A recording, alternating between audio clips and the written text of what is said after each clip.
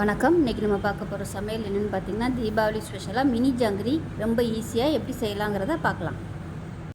ஒரு பவுலில் பார்த்திங்கன்னா 200 கிராம் அளவுக்கு உளுந்து எடுத்து நல்லா 2 மணி நேரம் ஊற வச்சுருக்கேன். மெஷரிங் கப்பில் 3/4 கப்பு அளவுக்கு வரும். இப்போ இது நல்லா ஊறிடுச்சு. இதை கிரைண்டரில் போட்டு நம்ம வடைக்கு எப்படி ஆட்டுவோமோ நல்லா கெட்டியாக மாவு பொங்க அரைச்சி எடுத்துகிட்டு பார்க்கலாம்.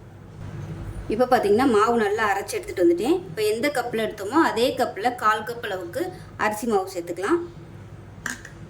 1/2 கப் அளவுக்கு கார்ன்ஃப்ளவர் மாவு சேர்த்துக்கலாம்.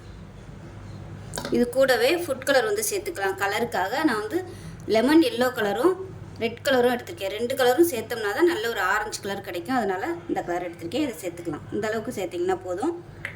இப்போ இதை நல்லா மிக்ஸ் பண்ணிக்கலாம். நல்லா எல்லாமே நல்லா ஒன்று சேர்கிற மாதிரி மிக்ஸ் பண்ணி எடுத்துக்கலாம். இப்போ பார்த்திங்கன்னா மாவு நல்லா கலந்துட்டேன். விஸ்கு வச்சு நல்லா அடித்து கலந்துக்கங்க. அப்போ தான் மாவு நல்லா ஒன்று சொன்னாப்பில் கலக்கும்.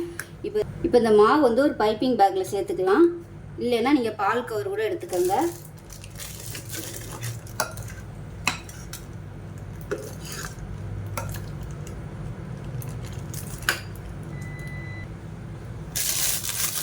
இதை எடுத்துட்டு அடியில் சிசர் வச்சு கட் பண்ணிக்கலாம் சின்னதாக.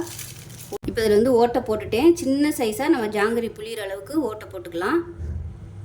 இப்போ பாருங்கள், ஒரு பணியாரக்கல் எடுத்திருக்கேன். எல்லா குழியிலையும் எண்ணெய் ஊற்றி வச்சுருக்கேன். இப்போ நம்ம ஜாங்கிரியை புளிய ஆரம்பிச்சிடலாம்.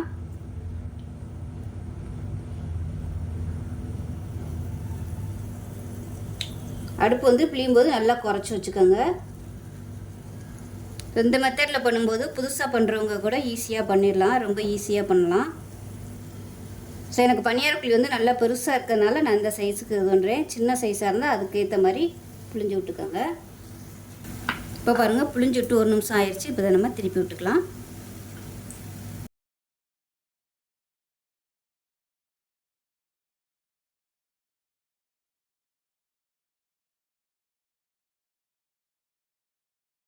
இப்போ எல்லா ஜாங்கிரியும் பொரிச்சு எடுத்தாச்சு. இது தனியாக இருக்கட்டும். ஜீனி பாகு ரெடி பண்ணிக்கலாம்.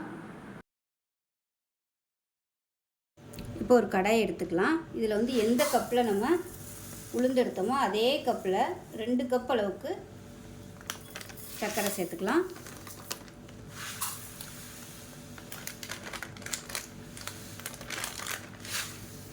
இப்போ 2 கப்பு சர்க்கரைக்கு 1 கப்பு தண்ணி ஊற்றிக்கலாம்.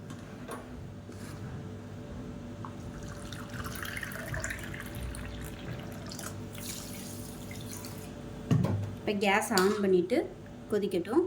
இப்போ பாருங்கள், ஜீனி பாகு நல்லா கொதிச்சிருச்சு, கெட்டியாயிருச்சு. கையில் தொட்டு பார்த்திங்கன்னா உங்களுக்கு பிசுக்கு பதம் வரணும். அப்படி இல்லைன்னா இந்த மாதிரி சிரப்பு மாதிரி வரணும். ஸோ இந்த ஸ்டேஜ் வரைக்கும் நல்லா கொதிக்க விட்டுக்கோங்க. இதுக்கு மேலே கொதிக்க விட்டிங்கன்னா உங்களுக்கு ரொம்ப அப்படியே உரைய ஆரம்பிச்சிடும் ஜீனி.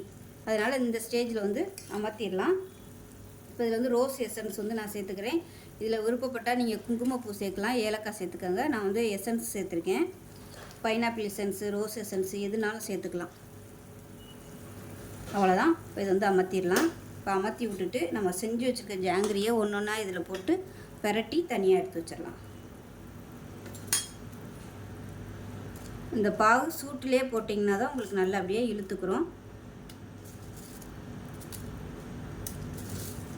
இந்த ரோஸ் எசன்ஸ் சேர்க்கையில் உங்களுக்கு பேக்கரியில் சாப்பிட்ற அதே டேஸ்ட் கிடைக்கும். ஒரு 2 செகண்ட் அந்த பாகுல அப்படியே எங்கிட்ட அங்கிட்டும் பெரட்டி விட்டுவிட்டு நம்ம எடுத்து தனியாக ட்ரேயில் மாற்றிடலாம். இப்போ இதே பாகுல எல்லாத்தையும் போட்டு இதே மாதிரி தனியாக எடுத்து வச்சுக்கலாம். நல்லா பெரட்டி விட்டுருங்க. அந்த பாகு எல்லாமே நல்லா அப்சர்வ் பண்ணுற மாதிரி 2 செகண்ட் விட்டிங்கனாலே போதும்.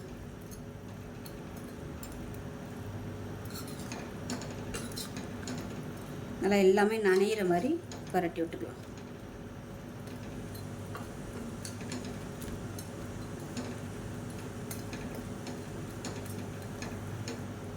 அவ்வளோதான். இப்போ இது எல்லாத்தையுமே எடுத்து ஒரு ட்ரேயில் மாற்றிக்கலாம். நல்லா வடியை விட்டுட்டு எடுத்துக்கோங்க.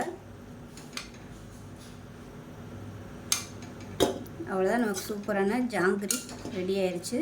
இந்த பாகு சூட்டோடையே போட்டோம்னா தான் நல்லாயிருக்கும்.